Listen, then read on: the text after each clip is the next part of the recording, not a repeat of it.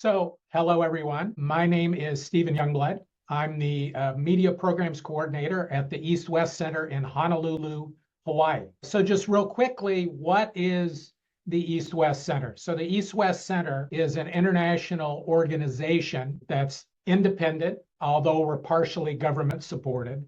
We're an independent organization that was created in 1960 to build better relations among the U.S. and the peoples of the Asia-Pacific region. So we do this through educational programs. We have a number of graduate students in conjunction with the University of Hawaii. We have various exchange programs and professional development programs, particularly for journalists, and those are the ones that I work on here at the East-West Center in Honolulu, Hawaii. Prior to that time, I was a university professor for 27 years, the founder of the Center for Global Peace Journalism at Park University in Missouri, and I'm also the editor of a magazine called The Peace Journalist. So you'll see a few photos of those during my presentation today. So today we're going to talk about peace journalism. So innovative challenges, innovative approaches to global challenges. And I think that peace journalism is one of these innovative approaches. So we're going to give a definition of peace journalism. We'll talk about some of its characteristics. We'll look at some articles and sort of decide together whether we think those are peace journalism. And then we'll talk about how peace journalism can apply to reporting, particularly to war coverage, but to other areas as well. So peace journalism, where did it come from? In the 1960s, a Norwegian academic named Dr. Johan Galtung, who's also the father of modern peace studies. He and his colleagues looked around at the journalism world, and they didn't like what they saw very much. What they saw was journalism that often put fuel on the fire, exacerbated conflicts, journalism that marginalized people, that sensationalized the news, journalism and reporting that scapegoated, that demonized, that in a lot of ways contributed negatively to society. So in response to what they saw in the 1960s, they created this idea of peace journalism. And the very foundation of peace journalism from the 1960s, unfortunately, hasn't changed very much. So we still have media that more often than not exacerbates conflicts, gives a voice only to elites, to warmongers and so on, that stereotypes and demonizes and marginalizes people, journalism that builds walls instead of bridges. So the raison d'etre of peace journalism, I think, exists just as much now as it did in the 60s. So by definition, then, what is peace journalism? You see two different definitions on your screen, one from Professor Jake Lynch, one of the leaders of the peace journalism movement, talking about creating opportunities for society to consider and value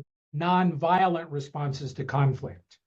The definition that I use is similar, and it talks about reporters and editors making choices. So what choices do we mean? So we mean choices of how stories are framed, who we interview, what words that we use. And so these choices as peace journalists can be supportive of peace initiatives and peacemakers without compromising the principles of good journalism.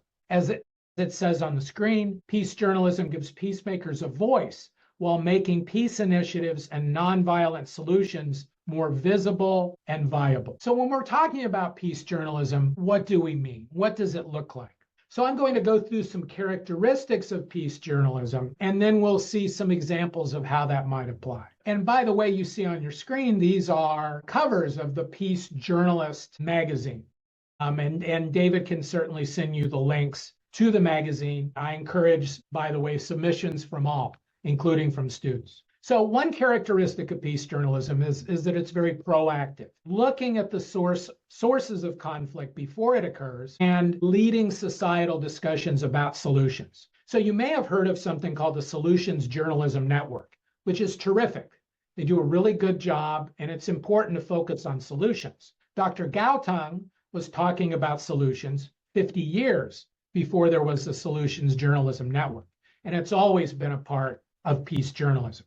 So secondly, peace journalism rejects us versus them models. and instead builds bridges. So what do I mean by that? Traditional journalism all too often pits one group against another group. Especially in times of conflict, it will take one group like Americans and put them against a second group like Iraqis, or it will pit Jews against Muslims, or rich against poor, or black against white, and so on and so forth. And so this is very frequently what you see in journalism in lots of places. So how can we as peace journalists overcome that? Well, one way we can overcome that is through a project like the kind we did at the East-West Center called cross-border reporting. So in two different cohorts, in 2022 and 2024, we took journalists from supposed enemy countries. We took some journalists from India, and we took some journalists from Pakistan. We trained them together on Zoom, and then we got them together face-to-face in Nepal to learn about how they can collaborate on stories, how they can cooperate, how they can become colleagues. And I think the result of this was truly remarkable. And so this short video will tell you a little bit about that. Although I have been covering the entire Asia Pacific for many years now, I have never ever gotten a direct chance to collaborate with a journalist from my own neighborhood in Pakistan. It was first time in my life I met with Indian journalists, and especially from the journalist from Indian-held Kashmir. We realized that there are so many similarities between Pakistan and India than differences. The idea to do cross-border journalism gave a whole new perspective to our journalism practice. I think it was a very enriching experience, especially because we got to meet journalists from across the border. We have very similar interests, we're covering similar stories, and of course our cultures and the people we write for have the same issues. It helped me overcome all my biases, be fair and impartial in my approach towards them, and our interaction was so, you can say, congenial at times when we met each other, that we never felt that we were from neighboring countries, but rather fellows of the same country. I never thought that we would have anything in common to report on, but here we are. Professionally and personally, it's been an entertaining, enlightening, and refreshing experience. And we all have to be multimedia reporters at some point. I think now I have more confidence in myself, not just in reporting on video and through pictures, but also editing. For the longest of time, I didn't know what peace journalism was. And then during our discussions, I realized that all those things that I was doing was peace journalism. It has given me the confidence to work on many more cross-border collaborative stories. These connections as well as these skills would allow me to go beyond and report on stories across the subcontinent and help build peace, break stereotypes, break prejudices, and also change perceptions that people have about this whole region. I'm grateful to the East-West Center for this incredible workshop. We have chosen hope over fear and love over hate. Thank you. So think about the potential of journalism that's not building walls, but working across these borders. In the US, if someone gave me $1 million to do a peace journalism project in the US, I would do cross-boundary reporting between North and South, between MAGA country and the rest of the country, between rich areas and poor areas, urban areas and rural areas. You get the idea. So peace journalism, when it's working well, I think, is journalism that brings people together. So third characteristic of peace journalism is peace journalism rejects propaganda. I think that's simple and clear enough instead of merely parroting it. Peace journalism embraces and illuminates complexity. And what I mean by that is I think poor journalism generally tends to present the complex as overly simple. This is something you get actually not just in bad journalism, but in online conspiracy theories too. So taking something very complex and trying to explain it away in ways that are overly simple and facile. Peace journalism gives a voice to the marginalized. So traditional journalism, all too often, is journalism that gives a voice only to elites. So think about who gets interviewed in a typical story. and think about whose voices are silenced or marginalized. And so I think good peace journalism wants to look beyond elites and wants to give everyday people a voice, but not just everyday people, but especially those who have been traditionally marginalized, like indigenous people. Here's an example of peace journalism that gives a voice to the marginalized. So I have a colleague at a university in Montreal, and her students went to the Arctic Circle, above the Arctic Circle, to produce a film that amplifies the voices of the local Inuit community there. And this particular film, the theme of this film is finding a secure energy future for this community. This film is so good, it was planned as a student project that it would be shown at the university. It's so good that it was picked up by CTV, Canadian National Television, and shown nationwide. Okay, so that's an example of journalism, of reporting that gives a voice to marginalized people. Another example of that would be a project that I just finished working on with journalists from throughout the region, where we were talking about food security. And they came here to Hawaii, and one of the things that they reported about were indigenous Hawaiian food production techniques and how those techniques can be updated and applied even today. And many of these techniques are hundreds of years old, like fish farming. They call it a fish pond. So it's just another example of encouraging indigenous voices. Okay, so some more characteristics of peace journalism. So peace journalism provides depth and context. I think all too often traditional journalism tends to be superficial. So think back to some of the unrest in recent years. For example, around the murder of George Floyd and so on. So whenever there's some sort of civic unrest, a riot, I think that our journalism does a decent job of telling us what's going on that day, but do we really get the context that we need? I think there are many who would argue that we don't. So it's as though the George Floyd murder was the only incident that triggered the unrest. It's as though that the discrimination and that the abuse is systemic somehow didn't occur at all or occurred at a more marginal level. So context, I think, is very important. Peace journalists consider the consequences of our reporting. So if I report this story in this way, what happened? Can I report it using different language, using different images, different framing, so that at minimum, it doesn't make a bad situation worse? And sometimes that's the best that we can do. Journalists are very careful, peace journalists are very careful about the words that we use, avoiding inflammatory, sensational, demonizing, stereotyping language. So a traditional journalist might say, 10 people were slaughtered in a brutal, bloody massacre. Why couldn't we just write 10 people were killed? Why pour gasoline on the fire? And when we think about demonizing language that's used in the media, how then do we deal with demonizing language that's used by our leadership? So do we as peace journalists publish the fact that the president called Somali immigrants garbage? Well, probably we have to report that, right? But maybe a peace journalist would follow up with some additional context and with some counter opinions at the very least. We're also very careful about the images that we use. So we're going to talk more about images in a few minutes, and I have some examples. So again, image use can correctly portray the event, or it can sensationalize. Use of the wrong images is gasoline on the fire, as we talked about before. Finally, peace journalism can provide counter narratives that debunk media-created or perpetuated stereotypes, myths, and misperceptions. Example. So when we read a story about Africa, just any story about Africa in the US press, what are going to be the themes of that story? So if you're thinking it's going to be about poverty, it's going to be about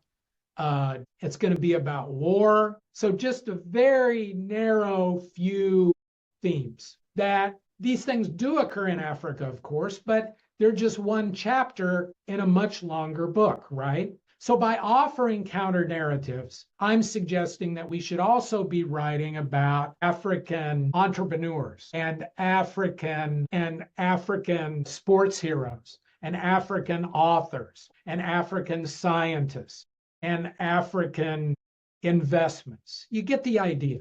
So we tend to put people and places sometimes in boxes. I think peace journalism, through its counter narratives, seeks to break us out of those boxes so that we can give our viewers and listeners a more 360-degree view of whatever subject it is that we're talking about. Okay, so at this point, you're practically all experts on peace journalism, right? So using that knowledge then, let's see what we've learned.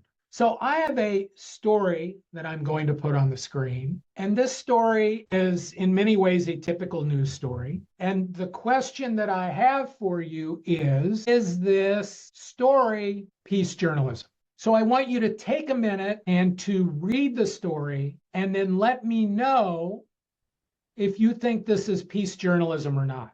David, will I have access to chat from those who are attending, or is it just you and Vivian at this point? It is actually just me and Vivian at this point, but I can share with you anything that comes into the chat. So I can do that. Okay. So David and Vivian, then I'm going to ask for the remainder of my presentation that you be my audience. I'm going to call on you, on each of you, to answer this question: is this peace journalism? So take a minute, read the story, and those of you out there, feel free to reply in the chat as well. So James says it uses unnecessary descriptive words. James, I take it you're referring to where it says the bodies were cut with knives and one man's head was smashed in. I would agree with that assessment. So in that sense, it's not peace journalism. Sonia says, no, it's not peace journalism. Sonia, I would ask you, why isn't it peace journalism? David, let me ask you what you think.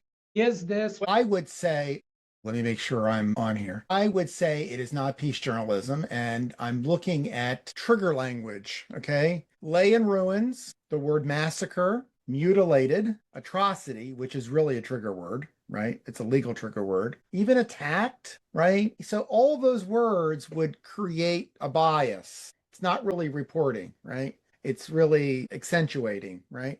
Yes, James talks about attempts to sensationalize for the sole intent of increasing readership. Yeah, exactly. Bodies were cut with knives after they died. One man's head was smashed in. Yeah, we don't need to know all of that, right? So I would not say that this is peace journalism at all. Good.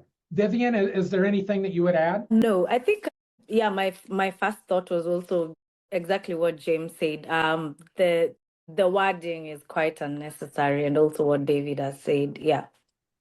So if it says, when we talk about peace journalism, who gets to decide whether it's peace journalism or not? That's a really good question, Silvestri, that I'm going to get to in just a minute when we're done with these stories, okay? So hang on to that because it's a good question. So this is not peace journalism. And if the audience believes that it is, I've done a really poor job of explaining. So look at the way it's framed. In the worst possible way, peace talks are in ruins. Peace is not possible. So if peace is not possible, then what's the only alternative? Violence, war, right? Again, the language, massacred, mutilated, and so on. The unnecessary details, right? So about the man's head was smashed in and so on. Yeah. Also, the story is very unbalanced, right? It reads like a press release from the army. I go back to that word atrocity. Yes, atrocity. That lightning strike word, right? Absolutely. And that's a good description of it. That it's so inflammatory that it's not only laying blame, it's exacerbating the gravity of the situation. Yeah, it's in all ways not a good peace journalism work. So here's the same story written as peace journalism, right? So instead of framing it in the worst possible way, we're saying there was condemnation across the political spectrum. So we're not hiding what happened, but we're also not framing it in the worst light. The story is better balanced. Ali Ahmedi's information is a little further up in the story, giving it a little better balance. The inflammatory language is gone. And you're using some, like, the bodies appeared to be disfigured rather than saying Who have been disfigured. Right. And we're using a term disfigured instead of mutilated. the gory, the unnecessarily inflammatory, right. The unnecessarily inflammatory language. Yes. So I present these stories side by side to demonstrate, I think, that in my view, that peace journalism doesn't ignore the news, doesn't sweep negative news under the carpet, but we just present it in a different way. So negative things have got to be reported. The question is, how do we report them? So I was doing a peace journalism seminar once in Cameroon, and I had a journalist ask me, well, how would you report this? So in Cameroon, there's a civil conflict between English speakers and French speakers. So this journalist said, the police came to my next door neighbor. They drug him out of the house and they shot him dead in the street. Now, how do you report about that? My response was, first of all, you have to report it. It's news. And if you don't report it, then it's just going to be subjected to the rumor mill, right? So that's not going to do anybody any good anyway. So you have to report it. So how do you report it? You heard me say, sometimes the best that we can do is just not make the bad situation worse. And I believe that to be true here, right? You report the facts, you don't prematurely finger point, you don't use language that makes the situation worse, but you report what happened. Is that going to make people angry? It is. But sometimes as a journalist, we can't help it. Okay, so before we move on, Silvestri's question is a good one. Who gets to decide whether it's peace journalism or not? And the answer is, the answer to this question is the same as the answer to who gets to decide what is or isn't journalism. Who gets to decide what is or is not ethical journalism, right? So as an instructor of any kind of journalism, I present these guidelines and you decide if you think it's peace journalism or not. So I've taught in 34 different countries. And what is or isn't peace journalism is contextually different in Cameroon than it is in Kuwait, than it is in Kashmir, than it is in Taiwan. So who gets to decide is the journalists and the public themselves, ultimately. So that's my answer to your question, which was a very good one. So how does peace journalism apply? Well, when Dr. Galtung and his colleagues first came up with the idea, they saw peace journalism applying merely to when we're reporting about war. Now, since the 1960s, we've expanded these definitions, and we can see that peace journalism applies to lots of different things besides war. However, since war coverage was the initial driver behind peace journalism, I thought I would share with you some ideas about how peace journalism can apply to war coverage and to these questions about war coverage. So about, maybe a year ago, I was asked to give a presentation about peace journalism and the coverage of the Gaza war. And instead of critiquing the coverage, because I think the jury's still out on that, we're still awaiting the academic studies on this, I came up with some questions that a peace journalist would ask about coverage of the Israel-Hamas war, or for that matter, any war, Russia, Ukraine, any war at all. So does the coverage present all victims as worthy? Or is it one-sided coverage that looks only at the suffering on our side instead of the suffering on all sides? And that's what question 2 is. Is the coverage contextual? So does Israeli coverage, for example, talk about the blockade? And does Palestinian coverage talk about the fact that Hamas is dedicated to the destruction of Israel? Are media disseminating factual, verified images? Do media generalize, stereotype, scapegoat, and demonize them? All Palestinians are terrorists. All Israelis are bloodthirsty monsters. We know that neither of these statements are true. But if you look at biased, one-sided media reporting, you see this kind of demonization is a very common thing. In the reporting, is there any discussion at all of peace. So, for example, I did a study about Ukraine, so about Ukrainian coverage. And so much of the coverage, the majority of the coverage, was about the mechanics of war. Who attacked whom, with where, with how many troops, with what weapons, what are the geostrategic implications, et cetera, but very little discussion about peace, peaceful alternatives, solutions. It just wasn't there in the coverage. So a peace journalist, while they're covering a violent conflict, I think always keeps one eye on where does this end? How does this end? So what are the consequences of the reporting? Are you making the war more intractable? Are you creating more hatred in your community for the other side? On social media, are journalists actively combating falsehoods? So much mis and disinformation and propaganda on social media during any conflict. We see this not only in active shooting, but in India, Pakistan, for example.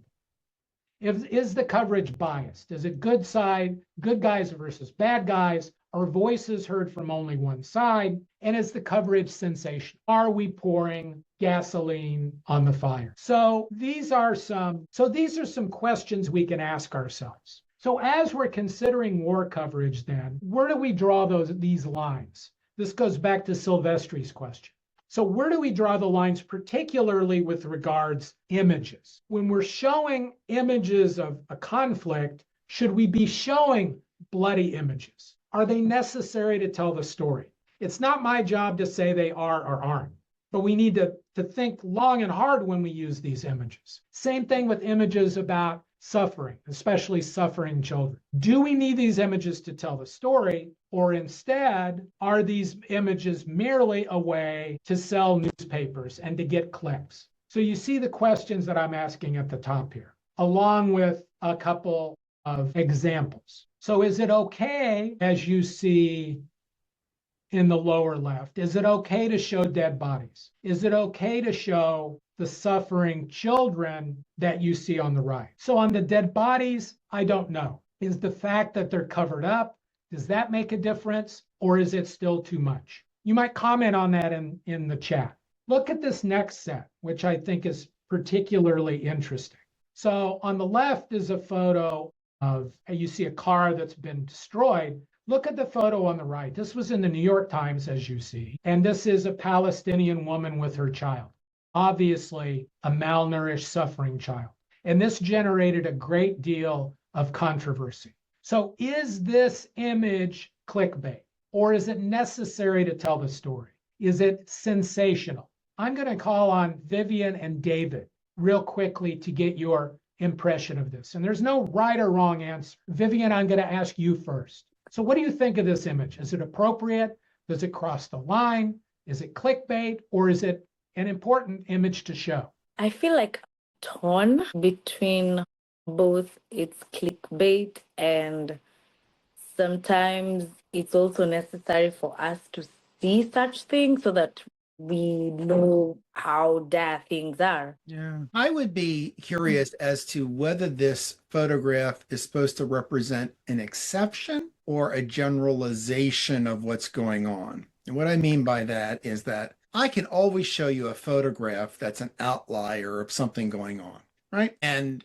I leave it at that, then people make their own interpretation. But I would want, and there are times when you need to do that, but I would rather show a photograph that represents much rather than represents little, right? And so if what we're saying is that this photograph, and we have to know the context, is that what we're showing is a photograph of what many children are suffering, right? And that's what we're trying to get across, the reality of the situation, then it's appropriate. If what we're showing is a photograph of some outlier out there that is just some exception to the rule, then I have questions about it. Does that make sense? And David, we could say that of any images, right? Right. So one of the things that I was critical about coverage of the Black Lives Matter and the anti-Trump protests, the No Kings protests, is that you've got 90-some%, very high percentage, 97, 98% of the people who are peacefully protesting.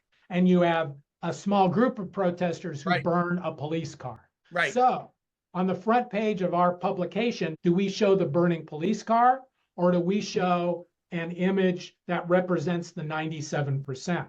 And if you, especially if you looked at cable TV, that burning police car is on a loop for 5 straight hours. We see that police car. And what kind of misimpression does that give us of the group? So you're right, David, the context is really important. James asked, does it matter how the supporting text is constructed to describe the photo? Yes, it matters. But in my opinion, it doesn't matter as much as the photo itself, because the photo is really what's going to stand out, right? The photo is what's going to be memorable. So we can accompany it with any text that we want, but what people are going to remember is this particular photo. Sylvester. Yeah, Sylvester, I'm letting him in because he wanted to raise his hand. So go ahead now. Yes, please, go right ahead. So let me bring you back to World War II. When the pictures of the men, women, children, skinny bones started coming out from the military photographers and the world got to see it, would you call that peace journalism? I really don't know. I mean, was it the questions that I would ask myself or the questions that you see on your screen? So are those images necessary to tell the story? Yeah. Are we trying to sell papers, or do we need to show the shock of what's happening? And we could ask those same questions for. So I was going to follow that. I was going to follow that up with you. Yeah, now you bring that back to Rwanda. Yeah. Or Rwanda. Yeah. Do we need to show the horror of the Rwandan genocide? And then now you bring it to the Israeli-Palestinian conflict.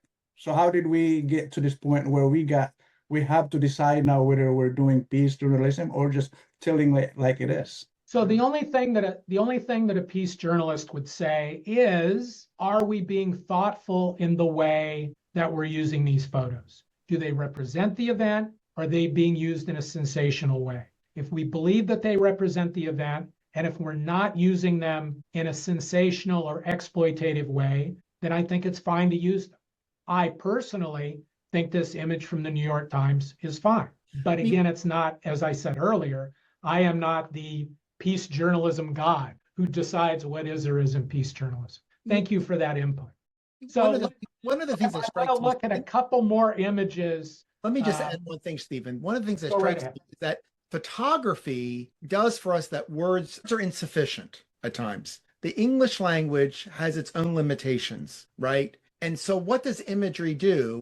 It messages what language can do, right? So we need images, right? Because sometimes describing it isn't enough. Language is complexity for people who don't have that level of language, where images are not. So in other words, I could write a sentence describing an atrocity, and some of the people reading it wouldn't even know what the word atrocity means, right? Because of their ability to grasp the English language. But photography tends to be universal. Does that make sense? Exactly. Yeah. I mean, I think that's exactly right. So it's the cliche about a picture being worth 1,000 words. I'm not so sure about that. But images certainly are more memorable. Yeah. So I show these two images on the screen now because I want to ask these last two questions about, are the images emotionally exploitative, and are we re-traumatizing victims? So something that I've always asked my students to do is imagine that this traumatized young woman is your sister or your aunt. Are you okay with this image appearing in a newspaper? Or what if, on the escape from hell, what if this is your little brother? Are you okay with this image appearing? Are we re-traumatizing that young man? I'm not saying we are. I'm not saying we're not. But I am saying that it's something that it should factor into the calculus as we're deciding what images to use and what images not to use. Now, here's one that I can pretty unreservedly tell you, in my opinion, this is not peace journalism. So we're using inflammatory language. We've cobbled together this image. And to make matters even worse, the blood on the child's face has been photoshopped to make it more red. So this is clearly, in my view, sensational, exploitative. So somewhere there's a line between good journalism and this, because in my view, this is certainly not good journalism. So the Daily Express is UK's equivalent of the New York Post, tabloid that deals in this kind of sensation. Okay, so I know that I'm quickly running out of time and I'm just about done. So I mentioned earlier other applications of peace journalism. So peace journalism can be used to report about a lot of things. In my peace journalism textbook, I have a chapter about how peace journalism can inform election reporting, how peace journalism can inform reporting about terrorism, how peace journalism can inform reporting about migrants and immigration and refugees. And two other examples that you see on the screen that peace journalism can also inform the way we report about the survivors of trauma. Because I think all too often, trauma survivors are exploited by the journalism that we do. And you see migrants there on the screen as well, that we want journalism that is empathetic and rejecting of stereotypes, scapegoating, and so on. Okay, we don't have time to listen to the examples. And I will say, just in the last few days, I've heard some really good journalism, some of it on NPR, that seeks to dispel the hatred and negativity about the Somali community that's been coming from the administration. So I think that from my viewpoint, at least, that's been heartening to hear. So you see here my contact information. Feel free to write me at any time with a question, with a comment.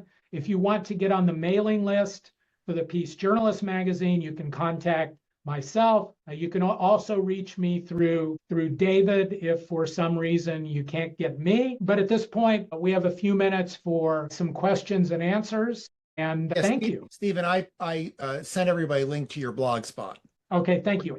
And I blog on a regular basis, so thank you. Any questions for Stephen? I think this is his fascinating work. And I think what it puts on us as the consumer is to get reporters to justify what they do. In a sense, I think about photography, and does the editor of a newspaper think about the ramifications of that photograph, and what does that mean? That's all we're asking is for a thoughtful process, right? Exactly. Instead of, this is a good bloody picture, okay, exactly. But traumatizing the victim, is this clickbait? Do we need this to tell the story? So I think, as I said before, you need the picture of the starving Palestinian child to tell that story, my opinion. But you have James asks, is there a difference between news reporting and journalism? Well, I mean, I think that, so journalism to me is news reporting. I mean, I think that they're one and the same. That now there's a difference between journalism and other purveyors of information. Yeah. So a blogger or a podcaster can be journalism if it follows the strictures of good professional journalism, but it's not necessarily so. Does that make sense? Yeah. So what I always tell my students, I have a blog. Is my blog journalism? And they're like, oh, yes, it's journalism because you produced it. And then I tell them, well, no, it's not journalism. Okay, why is it not journalism? It's not edited. Okay, It's me writing my opinion. It's not edited or curated or fact-checked in any way. So in my view, this disqualifies it as journalism, even though the person who's producing it has a long background in journalism. You know, that begs the question, Stephen, that anybody can be a journalist today. Yeah. Right. So, and I think that's the challenge, right? Everybody thinks they're a journalist. So David, when I hear the term citizen journalist, my reply is citizen journalist is akin to citizen surgeon. So just because you have a cell phone with a camera does not make you a journalist. Right, just because you can write a few paragraphs on Facebook doesn't mean you're a journalist. Right. Any more than just because I have a sharp knife doesn't make me a surgeon. Right. And that's a question for another day, but that gets to kind of the heart of it all. Thank you, Stephen, for being with us. It's always great to see you, talk to you, hear about the work that you're doing at the East West Institute.